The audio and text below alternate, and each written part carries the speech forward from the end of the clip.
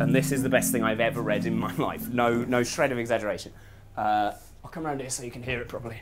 It's called Hypnotic Star, and it is the self-published, and I cannot stress that enough, the self-published autobiography of a stage hypnotist who failed to hypnotise me at a Freshers event in 2007. And I didn't want to ruin his show, so I went along with it. And then at the end he said I was such a good sport, he gave me a free copy of his book. It sat on my shelves for a decade, and then this year I finally got around to reading it. And oh fuck! Oh my God! It's just the idea that you could have all this in your head and never question it, or wonder what it meant, or what it was doing in there, and then think it was important enough to give to somebody else. Again, just makes you feel a lot better about yourself. I'll read you a couple of my favourite bits. This is him talking about his first ever Saturday job. He says, "My job was to run up and down stairs as fast as I could, delivering everything from vegetables to soap. One day, I was running as fast as I could with the deliveries that I tripped over and dropped a bottle of pop," which he spells with a capital P. That always makes me laugh. "I cleaned up and continued work, and at the end of the day, the mean bugger deducted the price of the bottle out of my wages.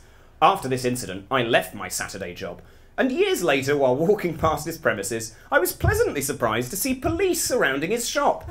He had been robbed after being gagged and tied to a chair. I remember thinking the old git deserved all he got. It is full of stuff like that. It's absolutely just the lack of empathy in this guy, and a lot of very sharp tonal shit. Like a surprisingly large number of people die in it, and then in the very next sentence he goes, "My bonkers nightclub review was doing very well at the time." This bit's quite scary. This bit always worries me whenever I read this. "Peter was a smashing, genuine bloke and was liked by one and all. And during this period, he proved himself a good, loyal friend. But unfortunately, many years later, he mixed with the wrong type of people and got himself into trouble. During our years of friendship, Peter went to Douglas on the Isle of Man looking for employment and survived certain death by minutes. While on the steps at Summerland, the famous leisure centre, he witnessed it burn to the ground, killing countless holidaymakers."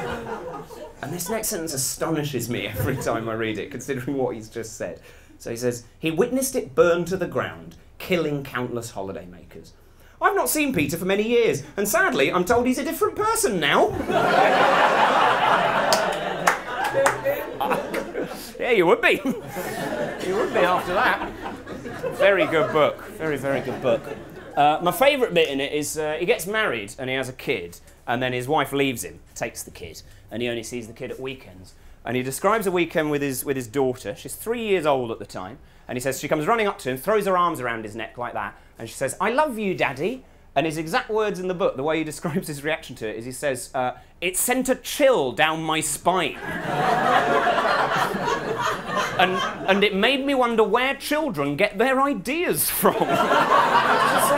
It's a weird way to respond to your daughter telling you she loves you. To go, "Who the fuck told you about that?"